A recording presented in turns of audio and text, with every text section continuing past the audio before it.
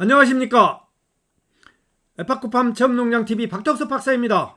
오늘 영상은 2022년 2급 치유농업사 시험 길라잡이 제7각의 내용으로 시청자 여러분들과 함께 하고자 합니다. 본 방송에 앞서 아직도 에파코팜 체험농장TV 구독자가 아니신 시청자 여러분께서는 빨강색 구독 버튼과 좋아요 엄지척 꾹 눌러주시면 저에게 큰 힘이 되겠습니다. 2장 치유농업 서비스의 대상자 진단 1. 치유농업 대상의 이해. 예방용 대상 상편입니다. 기르는 것은 상편, 하편 이렇게 나누어서 방송을 할 계획입니다. 치유농업 대상의 이해, 예방용 대상 페이지 86페이지부터 시작하겠습니다. 치유농업의 대상, 치유농업 서비스의 목적과 상통하다. 그래서 치유농업 서비스의 목적은 뭔가 보면 페이지 42페이지에 있는 내용으로서 심리적, 사회적, 신체적 건강을 회복하고 증진시키기 위하여 치유농업 자원, 치유농업 시설 등을 이용하여 교육을 하거나 설계한 프로그램을 체계적으로 수행하는 것이다. 그리고 치유농업 서비스의 목적이 되어 있습니다.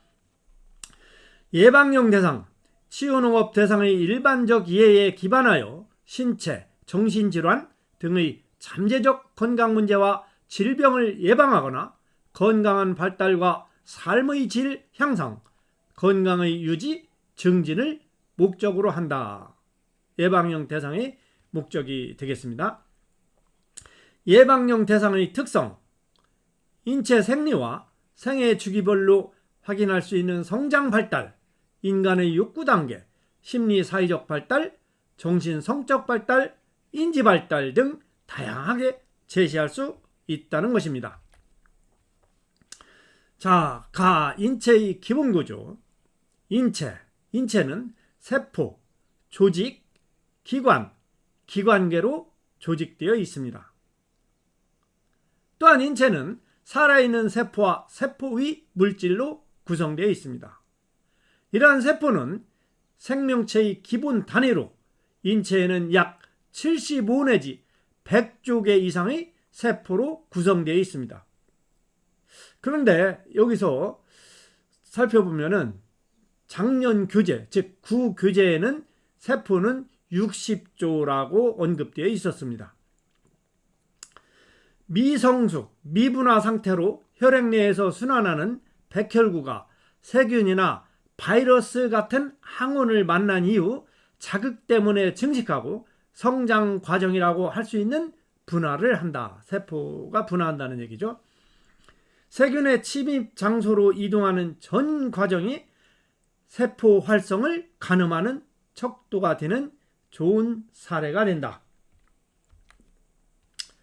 다음은 조직입니다. 티슈.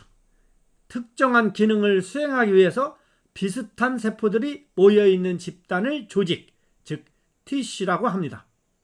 이러한 조직은 4개로 구성되어 있는데 근육 조직, 머스큘러 티슈, 신경 조직, 너버스 티슈, 상피 조직, 에피세리얼 티슈, 결합 조직, 커넥티브 티슈 이렇게 4개의 조직인 근육 조직, 신경 조직, 상피 조직, 결합 조직으로 구성되어 있습니다.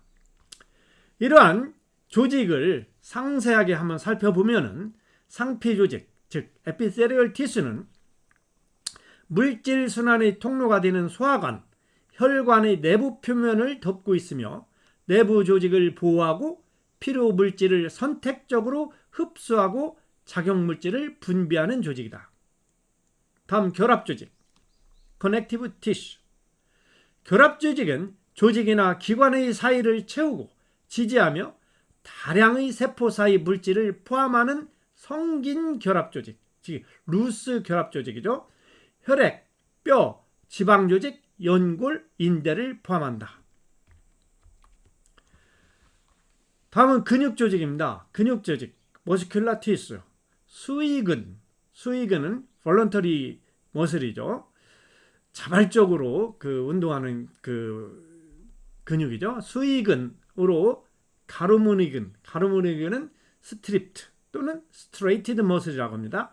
가로무늬근인 골격근과 불수의근, 즉 비자발적으로 움직이는 근육이죠. involuntary muscle, 불수의근이며 민무늬근, 평활근이라고도 합니다. 민무늬근은 스무스 머슬이라고 하죠. 민무늬근인 내장 근육으로 구성되어 있다. 신경조직은 nervous tissue죠.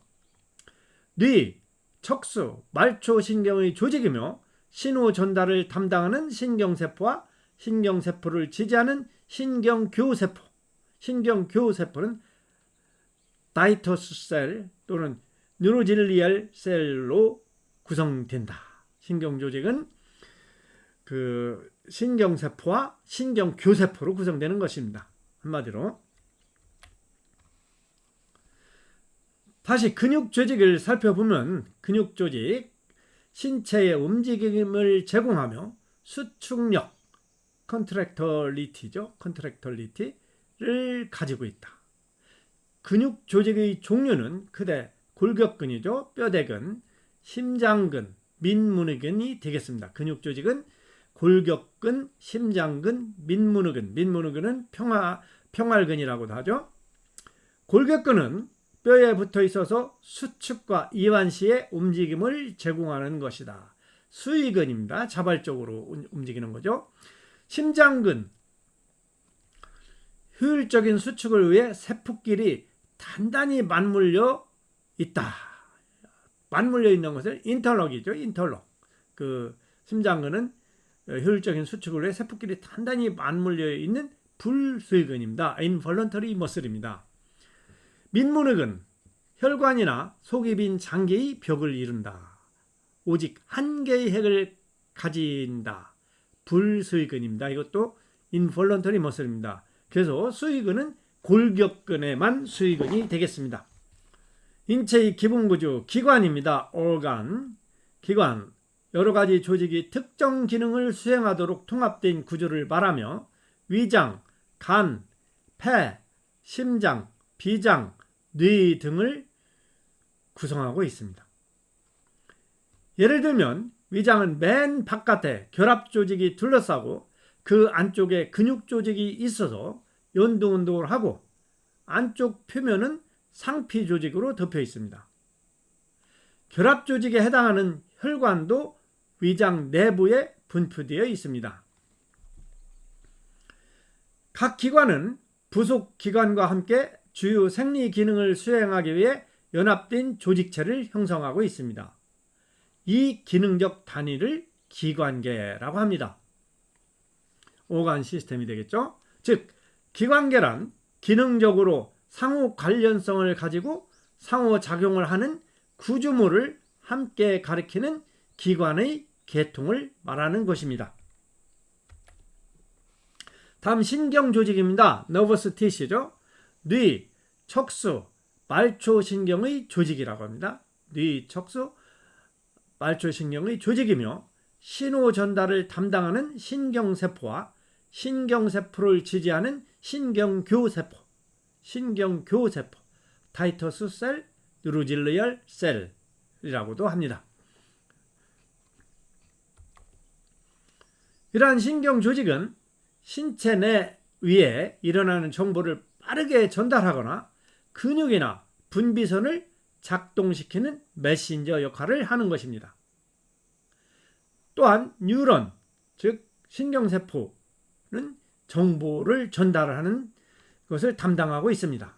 이러한 신경세포들은 나뭇가지처럼 정보를 세포체, 셀바디로 받아들이는 부분인 가지돌기, 덴트라이티스, 즉 가지돌기와 세포체에서 정보를 전달하는 축색, 엑선으로 구성되어 있습니다.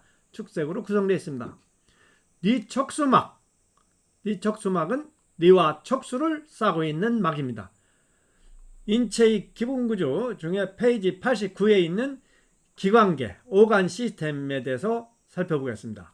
기관계는 위피계, 골격계, 근육계, 신경계, 림프 면역계, 호흡계, 순환계, 배설계, 소화계, 내 분비계, 생식계 등으로 구분되어 있는데 위피계를 살펴보면 위피계는 피부, 손톱, 발톱, 머리털, 즉 인체의 내부를 감싸며 각종 감각기가 이곳에 분포되어 있는 것을 위피계라고 합니다.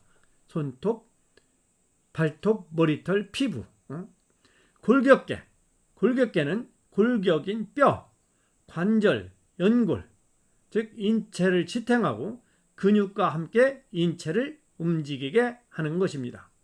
다음 근육계입니다. 근육계는 골격, 뼈와 함께 몸을 움직이고 체온을 유지하는 역할을 하는 것입니다. 다음 신경계입니다. 신경계는 내부와 외부로부터 정보를 수집하고 적절한 출력, 즉 표현이나 운동을 할 수 있도록 신호를 만드는 것입니다. 림프 면역계입니다. 림프 면역계는 인체를 순환하는 백혈구를 생성하여 외부에서 침입하는 병원균에 대항하여 내부의 변형물질이나 노폐물을 제거하는 시스템입니다. 호흡계, 에너지 생성에 필요한 산소를 공급하고 이산화탄소를 배출하는 시스템입니다. 다음 기관계에서 순환계입니다. 순환계는 심장과 혈관으로 구성되며 인체 전체의 영양물질과 신호물질, 산소와 이산화탄소를 운반하는 시스템입니다. 다음 배설계입니다. 배설계는 신장과 소변의 배출 경로, 구조물로 구성되며 혈액 내 노폐물 배출을 하는 시스템입니다. 다음 소화계입니다. 소화계는 입에서 항문까지 음식물이 소화되는 과정 전체에 관여하는 기관계이며 영양물질을 흡수하여 피루장소, 저장장소로 보내는 시스템입니다. 다음 내분비계입니다. 호르몬을 생성하는 기관들 전체를 아우르는 용어이며 호르몬은 인체 내부의 환경을 일정하게 유지하는 기능을 수행하는 시스템입니다. 생식계, 남녀의 차이가 있으며 번식에 관여하는 기관입니다. 다음은 인체의 기능의 통합에 대해서 설명하겠습니다. 페이지 89입니다. 인체는 입력장치, 처리장치, 출력장치를 가진 단순하면서도 정교한 기능직 단위의 통합체계입니다. 컴퓨터 시스템하고 비슷하죠? 입력장치를 통해 여러 가지 정보를 수집하고 수집된 정보를 여러 경로로 처리장치를 통과시켜 출력 신호를 생성하고 근육을 통해 출력 신호를 구체적 출력인 움직임을 만들어내는 시스템입니다. 입력장치, 온몸에 분포되어 있는 감각기, 즉 특수 감각과 체감각으로 크게 나눌 수 있습니다.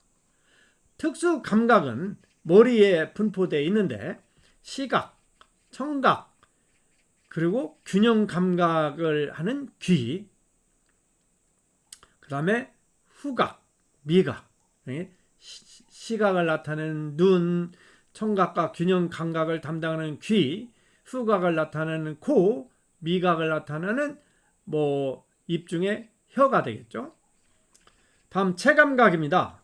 몸 전체에서 입력되는 촉각, 통각, 아픈 것을 느끼는 감각이죠. 냉각, 차가운 것을 느끼는 감각, 온각, 따뜻한 것을 느끼는 감각, 압각, 이렇게 누르는 감각, 누름을 느끼는 감각, 또 몸의 자세나 위치 정보에 대한 감각이 체감각이 되겠습니다. 인체의 기능의 통합을 그림으로 살펴본 페이지 90입니다. 그 외부 유입 자원, 이것은 연료, 즉 에너지 플러스 재료, 재료는 영양 성분이 되겠죠. 플러스 산소 해서 연료와 재료, 즉 에너지와 영양 성분은 음식과 물로서 공급이 되겠죠. 산소는 물론 호흡을 통해서 공급이 됩니다. 이런 것이 외부 유입 자원입니다. 음식, 물, 산소. 이런 것을 감각을 수용하는 것이 눈하고 사람이죠. 그래서 눈하고 사람 인체에서 입력을 하면은 그 뇌에서 처리를 합니다. 프로세싱. 뇌에서 처리를 하면은 그 다음에 그 조직에서, 근육 조직에서 출력을 하죠. 아웃풋. 그래서 일부 배출 폐기물은 연료, 즉 자류 폐기물, 즉 소변, 대변, 땀 플러스 배기가스, CO2 플러스 알파가 되겠습니다. 그래서 인체의 기능의 통합에 대해서 이어지고 있습니다. 페이지 90입니다.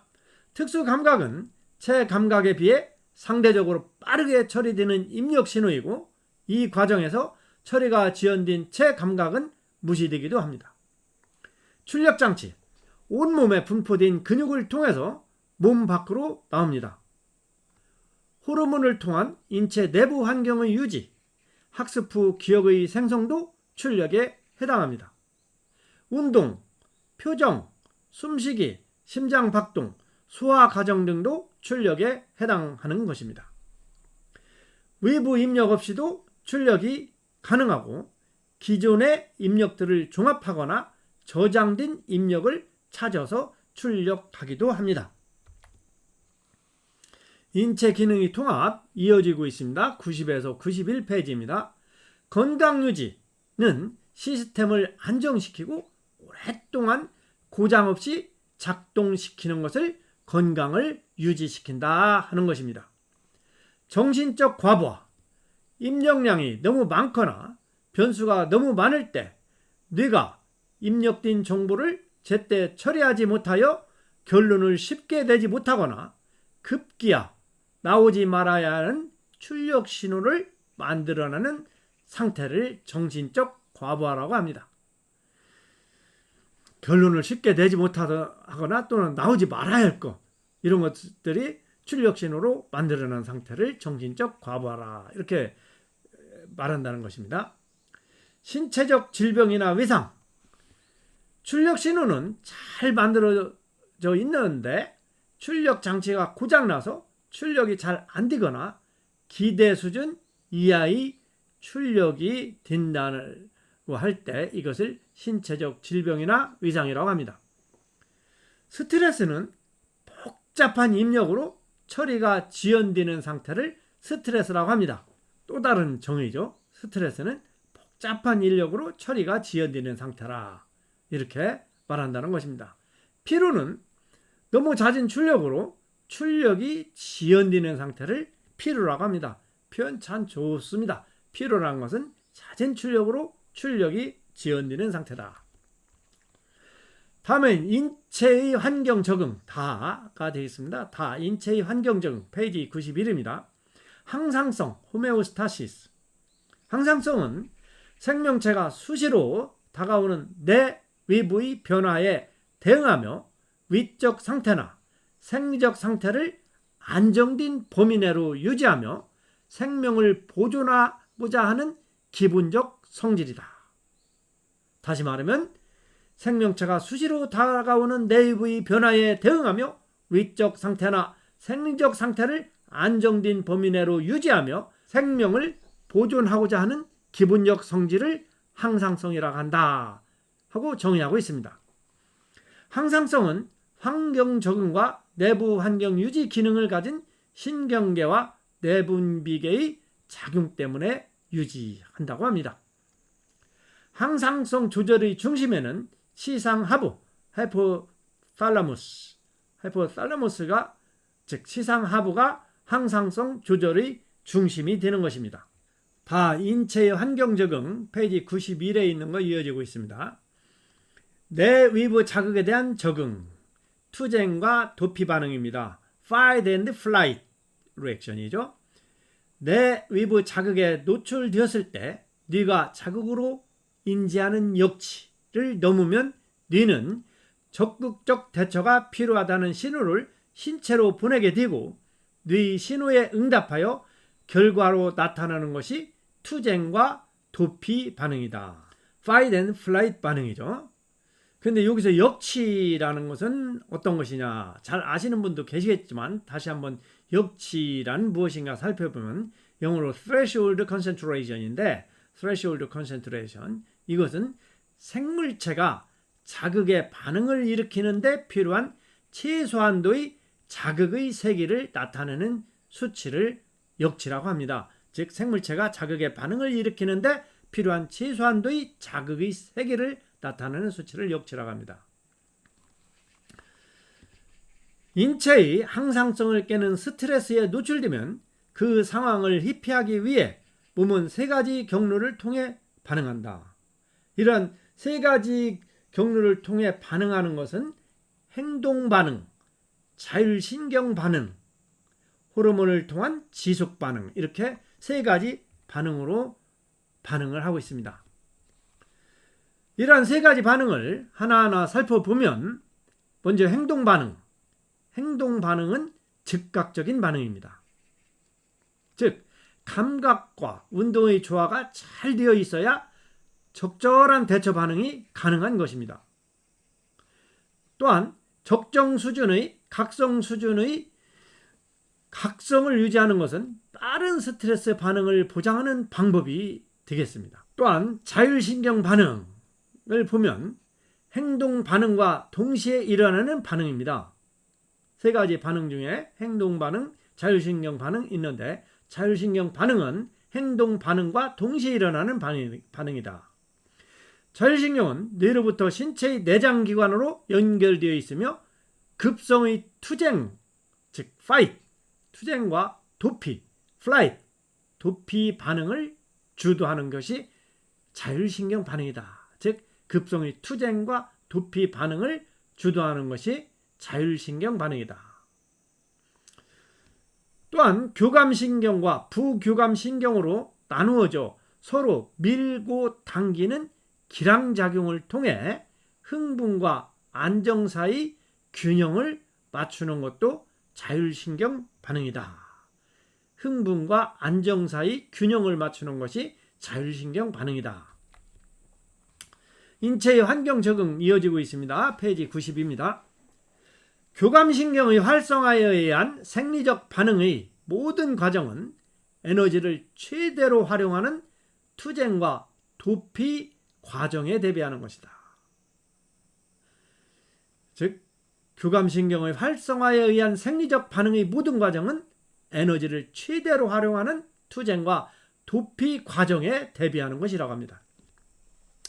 투쟁과 도피 과정이 끝나면 부교감신경이 활성화되어 에너지를 축적하고 보존하는 반대의 과정이 일어나는 것입니다. 투쟁과 도피 과정이 끝나면 부교감신경이 활성화되어 에너지를 축적하고 보존하는 반대의 과정이 일어나는데 이러한 부교감신경의 활성화는 호흡과 심박수를 줄여 안정을 시키고 소화샘에서는 소화효소 분비를 촉진하여 전반적인 소화 기능을 향상 또는 상승시켜 에너지 확보와 저장 과정을 이어지게 하는 것입니다. 인체의 환경 적응 페이지 90입니다. 치유에 대해서 살펴보겠습니다. 치유라는 것은 일상에서 오는 많은 자극, 스트레스를 짧은 대응으로 끝내고 부교감신경을 활성화시켜 안정된 상태를 유지하려고 하는 과정이다. 즉 치유라는 것은 일상에서 오는 많은 자극, 스트레스를 짧은 대응으로 끝내고 부교감신경을 활성화시켜서 안정된 상태를 유지하려고 하는 과정이 치유이다. 이렇게 보면 되겠습니다. 스트레스 반응, 교감신경을 통한 생리적 반응이 스트레스 반응이다.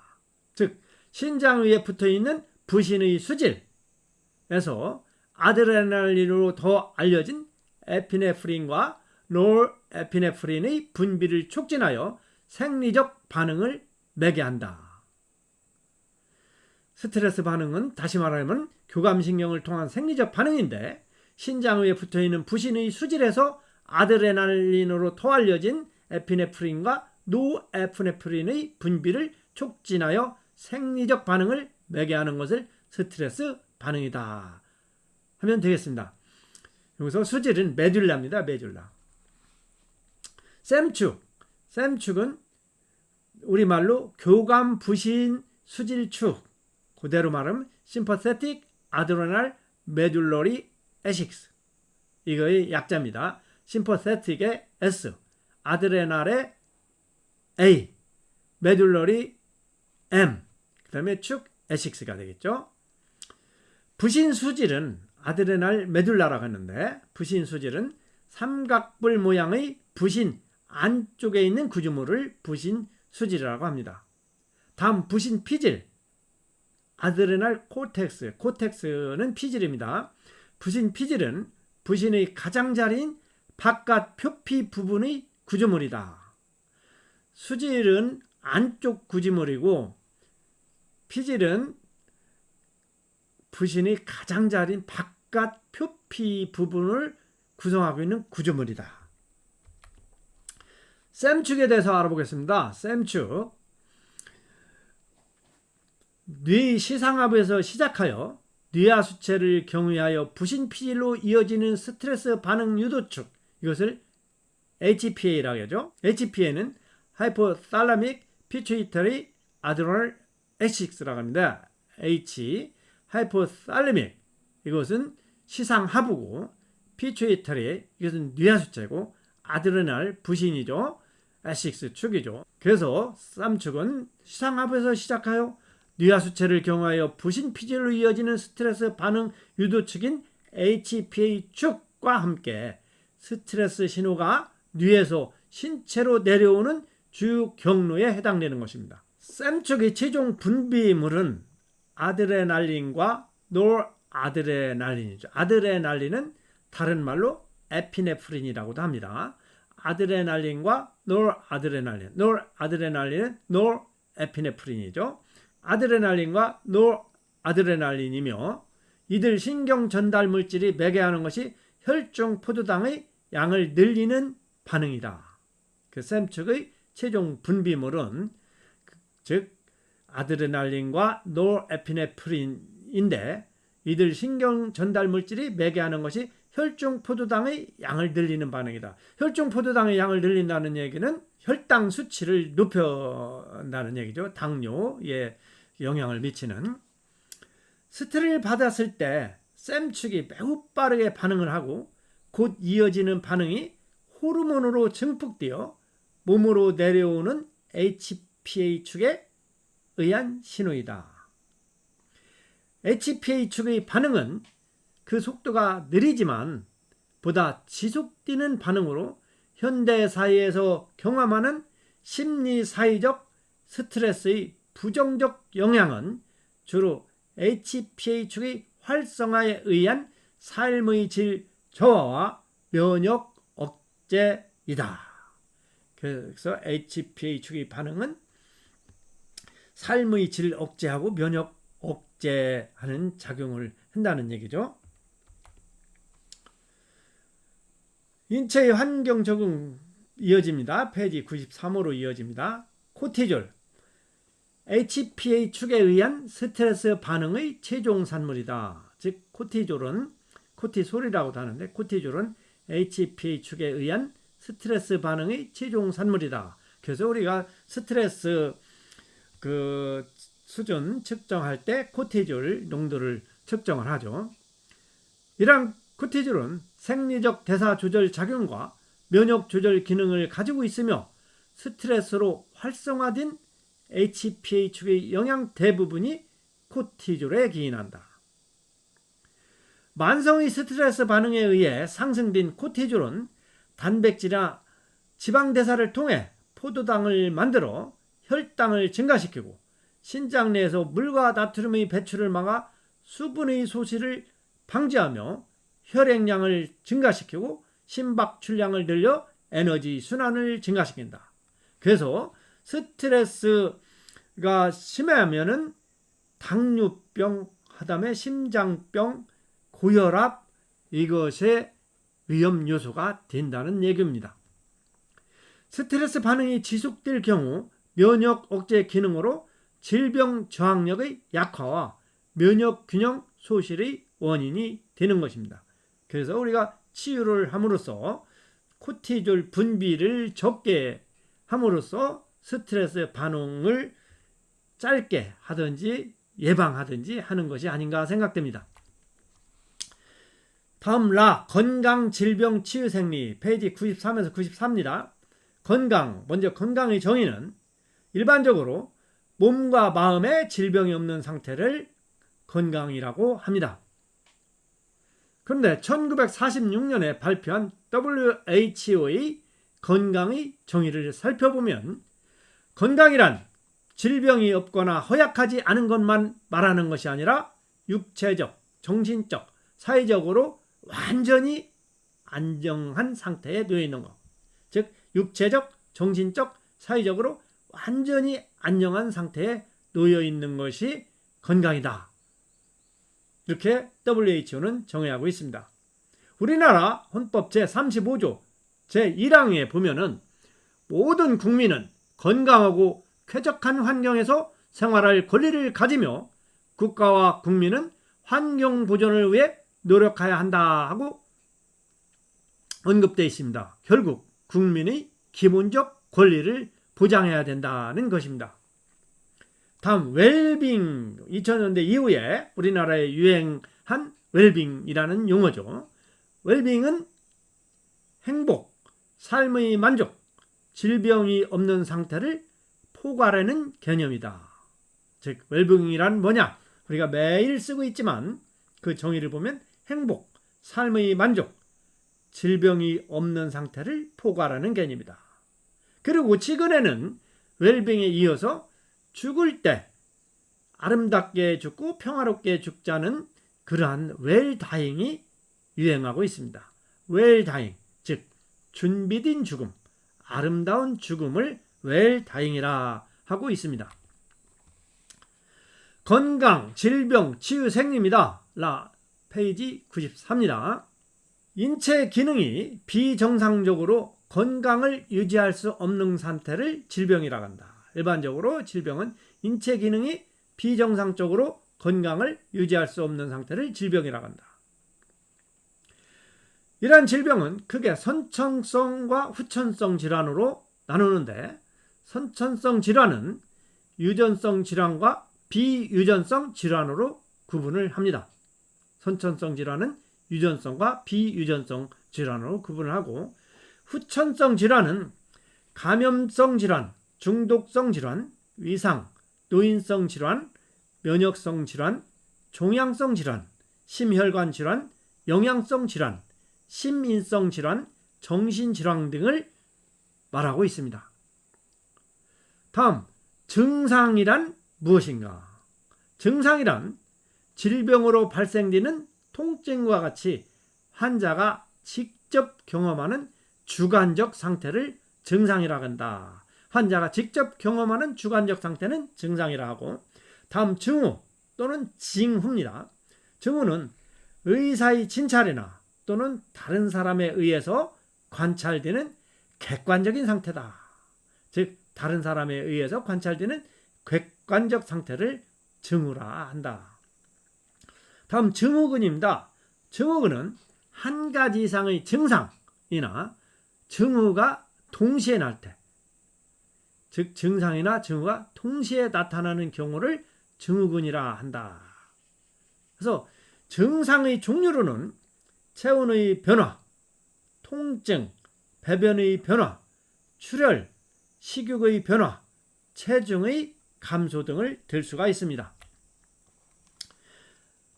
이러한 질병은 발생의 3대 요소가 있습니다. 페이지 93입니다.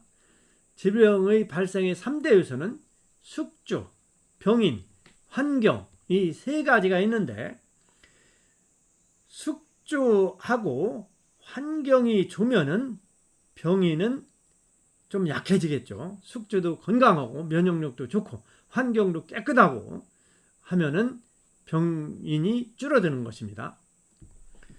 그래서 이 숙주나 환경이 쇠약해질 때 병인이 높아지는 거죠. 다음은 질병 발생의 3요소를 좀 더 구체적으로 살펴보겠습니다.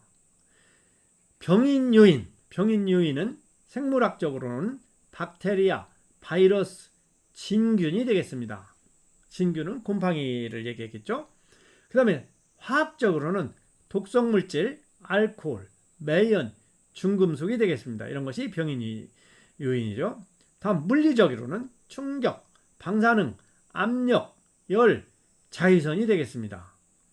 다음 병인 요인에서 영양적 요인은 과잉, 영양이 영양소가 너무 과잉된다든가 결핍돼도 병적인 요인이 되는 것입니다. 그래서 생물학적, 화학적, 물리적, 영양적인 요인으로 병적 요인이 될 수가 있다는 것입니다. 다음 숙주요인입니다. 숙주요인도 상당히 다양한 요인이 있는데 연령, 성별, 인종, 직업, 유전적 특성, 가족력 얘기하겠죠? 면역 상태, 사회 계급, 보건 상태 이런 것들이 숙주 요인이 되겠습니다. 여기서 숙주 요인이 사회 계급도 들어가는 것입니다. 다음 환경 요인입니다. 이건 생물학적으로 감염균의 매개체, 병원체 서식지 이런 것들이 환경 요인입니다. 환경이 깨끗하냐, 소독이 잘 됐느냐, 청결하냐 이런 거 따질 때 생물학적으로 감염균의 매개체든지 병원체 서식지 등이 되겠습니다. 다음에 물리화학적으로는 기후, 고도, 환경소음, 소음 이런 것이 환경 요인이 되겠습니다. 사회경제적 환경 요인으로는 주택, 이웃 등이 되겠습니다. 이웃 등에 대해서 스트레스도 많이 받을 수 있고 화목하게 행복하게 더 잘 살 수도 있겠고 이런 것이 사회경제적 환경 요인이다. 이렇게 보면 되겠습니다. 건강의 질병 치유 생리 이어지고 있습니다. 페이지 95입니다. 치유 생리 중에 치료는 무엇인가? 치료란 무엇인가? 치료란 상처나 질병을 낫게 할 목적으로 대상 상처나 질병의 치유적인 방법으로 질병의 원인을 제거하는 일련의 절차다. 다시 말해서 치료란 치유적인 방법으로 질병의 원인을 제거하는 일련의 절차를 치료라고 한다 하면 되겠습니다. 다음 치유입니다. 치유는 몸과 마음이 처한 곤란한 상황에서 벗어나게 하는 회복력 증진 과정이다. 다시 말해서 몸과 마음이 처한 곤란한 상황에서 벗어나게 하는 회복력 증진 과정을 치유라고 한다.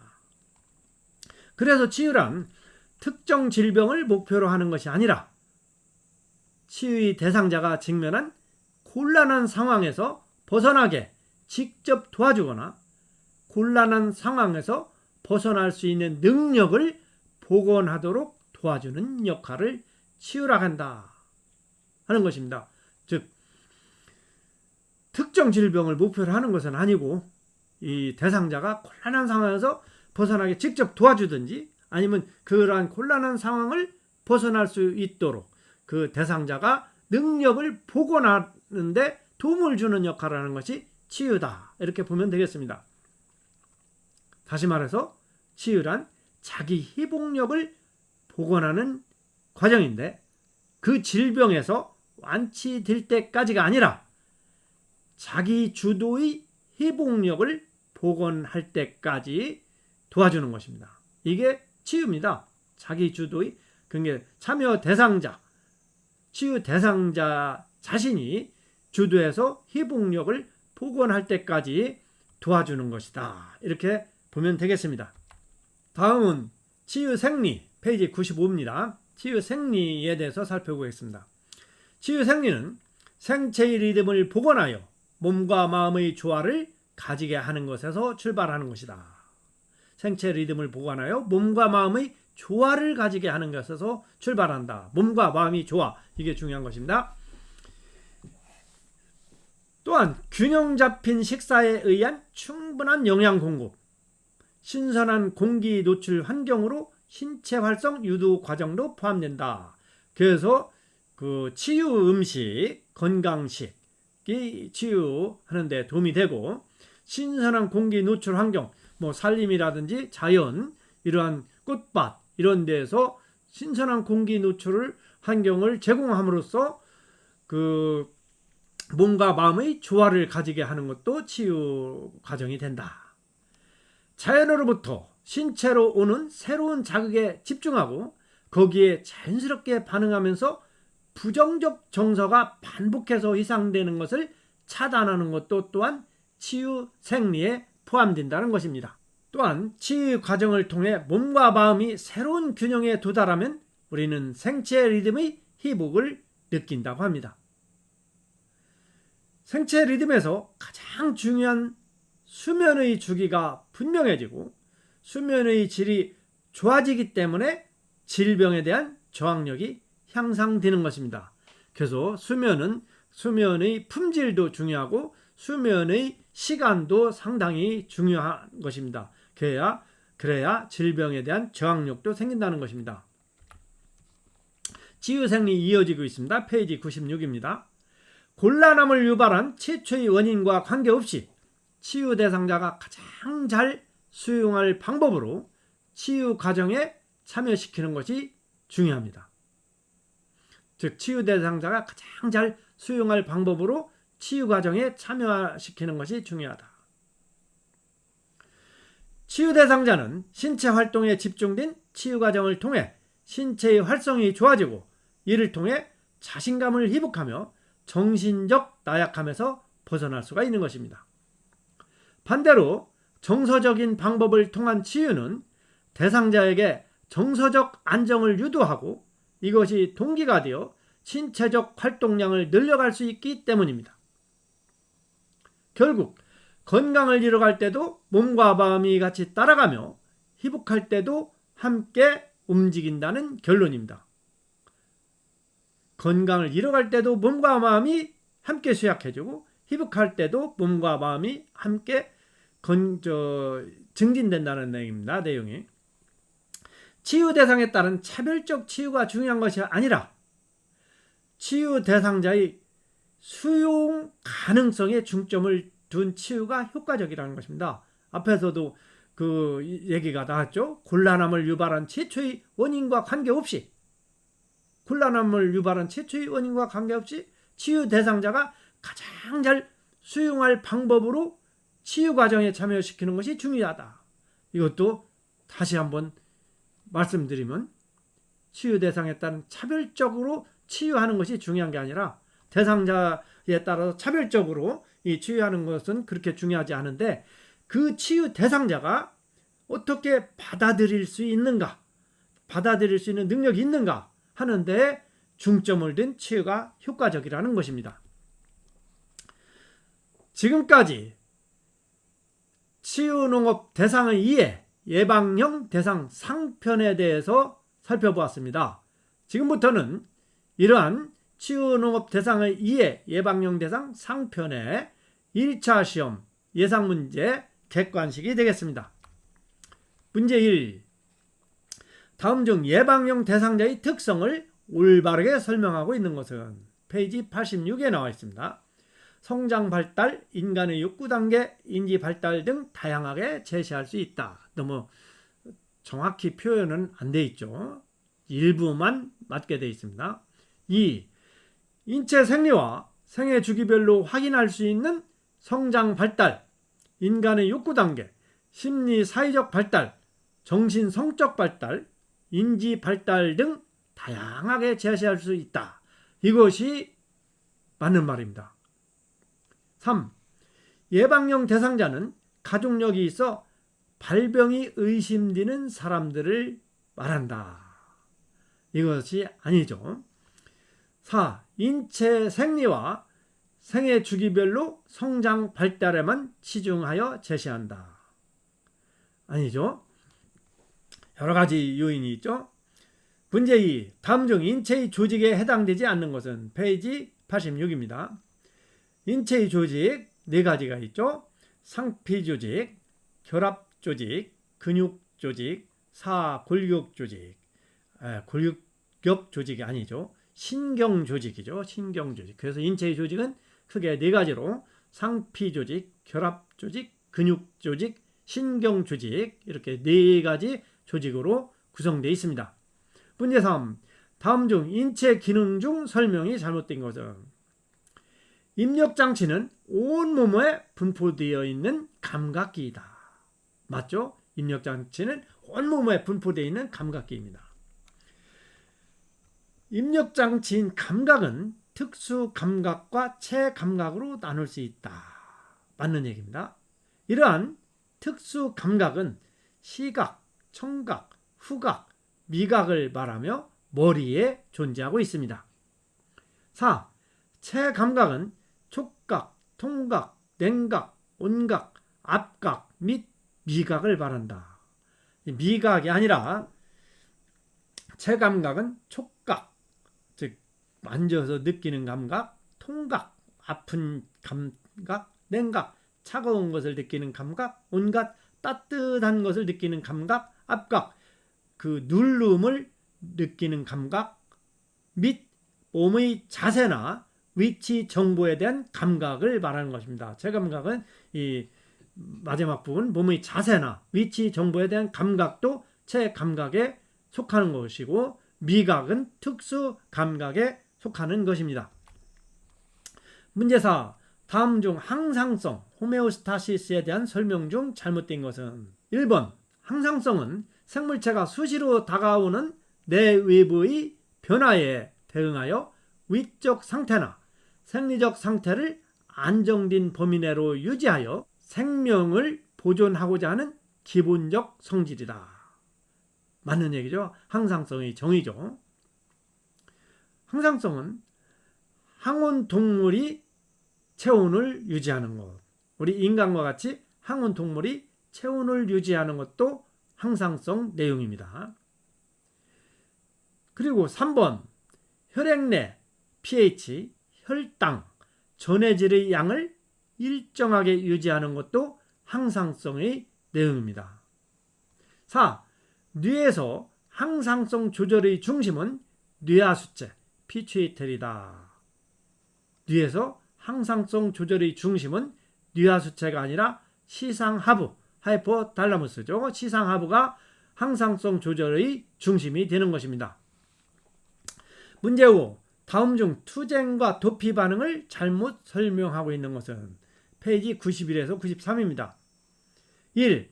내 외부 자극에 노출되었을 때 뇌가 자극으로 인지하는 역치를 넘으면 뇌는 적극적 대처가 필요하다는 신호를 보내게 되고 뇌의 신호에 응답하여 결과로 나타나는 것이다. 이게 투쟁과 도피 반응이죠. 2. 인체의 항상성을 깨는 스트레스에 노출되면 그 상황을 회피하기 위해 몸은 3가지 경로, 즉 행동 반응, 자율신경 반응 및 호르몬을 통한 지속 반응으로 나타난다. 이 3가지 반응이 행동 반응, 자율신경 반응, 또 호르몬을 통한 지속 반응, 이것이 3가지 반응이죠. 그 항상성이 깨졌을 때 나오는 반응입니다. 3.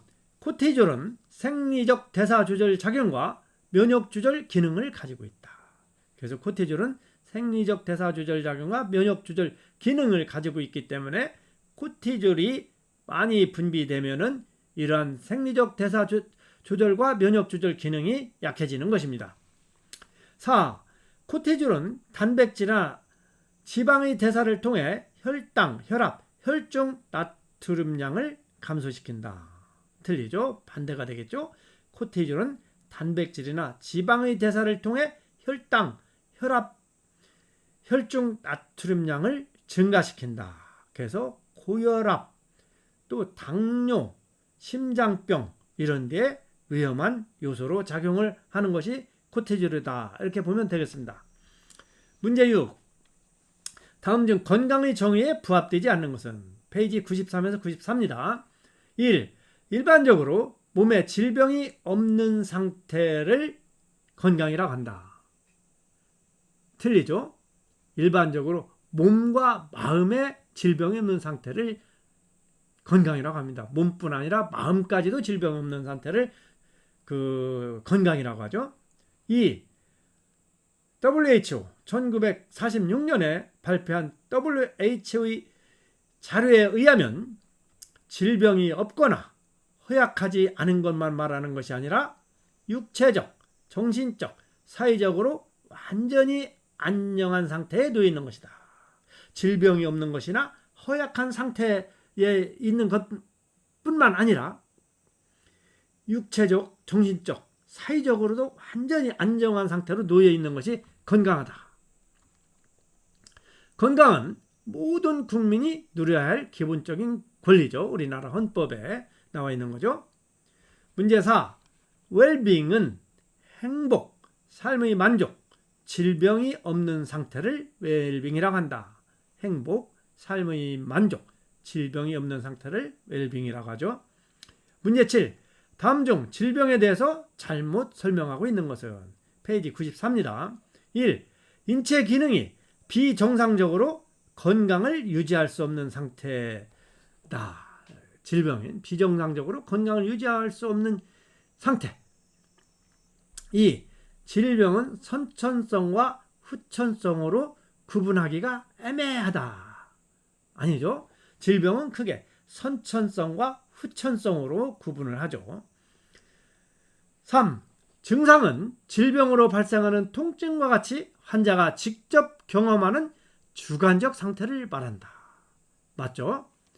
4. 증후는 의사의 진찰이나 타인에 의해서 관찰되는 객관적 상태, 증후 또는 징후라고 하죠. 맞습니다. 문제 8. 다음 중 설명이 잘못된 것은 페이지 95에 있습니다. 1. 질병 발생의 3대 요소는 숙주, 병인 및 환경이다.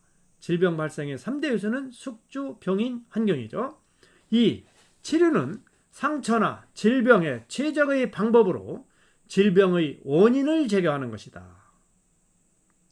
즉 치료는 최적의 방법으로 질병의 원인을 제거하는 것이 치료고, 3.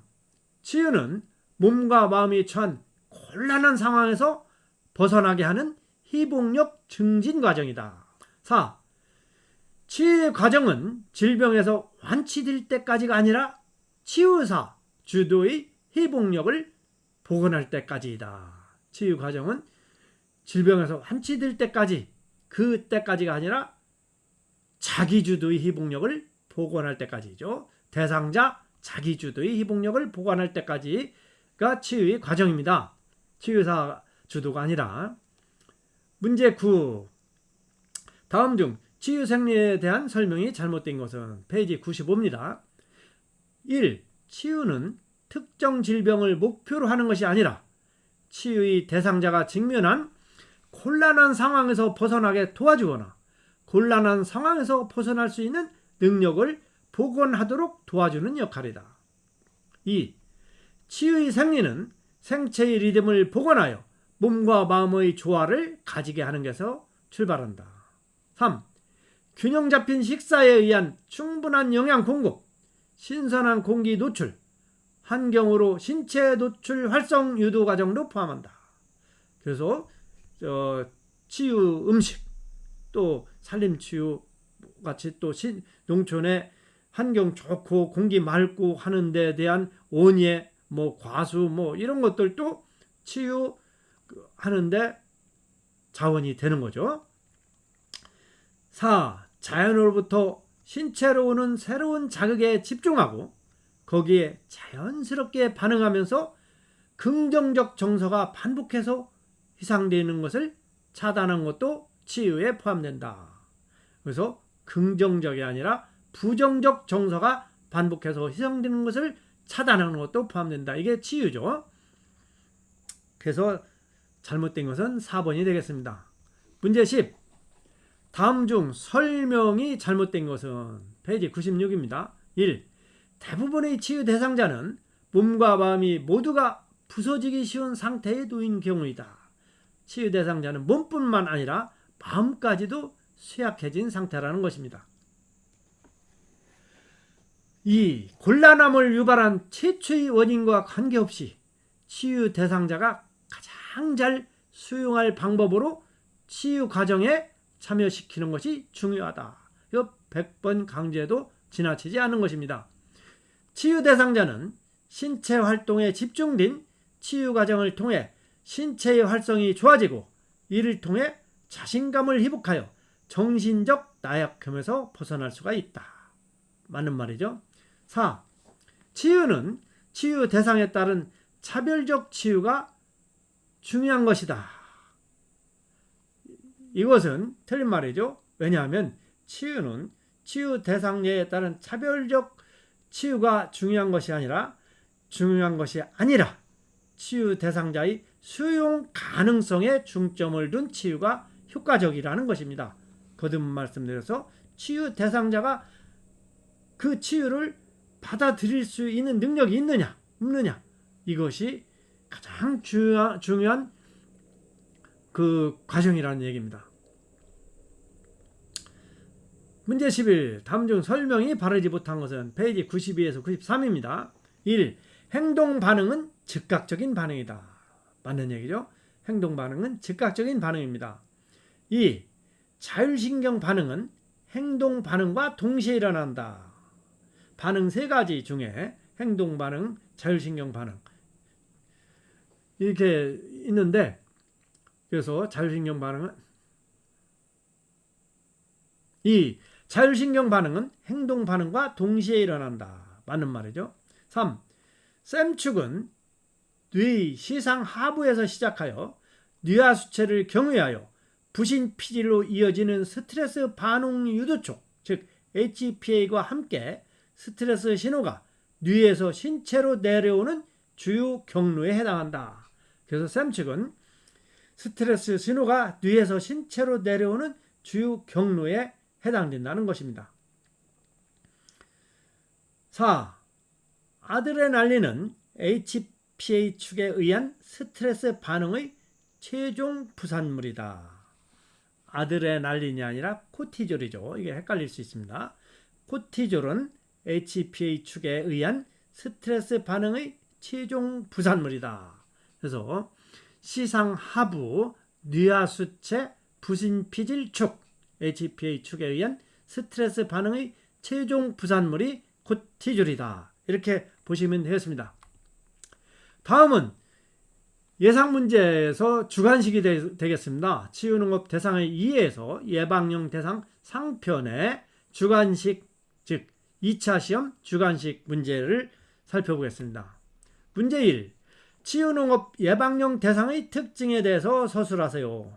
페이지 86을 참조하시면 되겠습니다. 문제 2. 인체의 조직 4가지를 열거하고 설명하세요. 페이지 87이 되겠습니다. 문제 3. 인체의 순환계에 대해서 설명하세요. 페이지 89가 되겠습니다. 문제 4. 항상성의 정의를 기술하세요. 페이지 91이 되겠습니다. 문제 5. 투쟁과 도피 반응에 대해서 설명하세요. 페이지 76입니다. 문제 6. 인체가 스트레스에 노출되면 그 상황을 회피하기 위해 일어나는 반응에 대해서 설명하세요. 반응 3가지 반응이죠. 페이지 91에서 92페이지입니다. 문제 7. 셈축이란 무엇인가 설명하세요. 페이지 92에 있습니다. 문제 8. HPA 축이란 무엇인가? 페이지 92를 참조하시면 되겠습니다. 문제 9. 코티졸의 기능에 대해서 설명하세요. 설면이 아닙니다. 설명하세요. 페이지 93이 되겠습니다. 문제 5. 치의 정의에 대해서 설명하세요. 문제 5가 아니라 문제 10입니다. 치의 정의에 대해서 설명하세요. 페이지 96이 되겠습니다. 지금까지 2급 치유농업사 시험 길라잡이 제7강의 내용으로 제1권 치유농업 대상의 이해, 예방용 대상의 이해, 그 상편이 되겠습니다.